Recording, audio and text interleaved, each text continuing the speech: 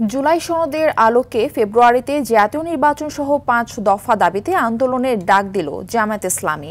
বিদ্যমান রাজনৈতিক পরিস্থিতির প্রেক্ষাপটে রাজধানীর মগবাজারে আয়োজিত সংবাদ সম্মেলনে আন্দোলনের এই কর্মসূচির কথা জানান জামায়াতের নায়েবে আমির ডাক্তার সৈয়দ আব্দুল্লাহ মোহাম্মদ তাহের।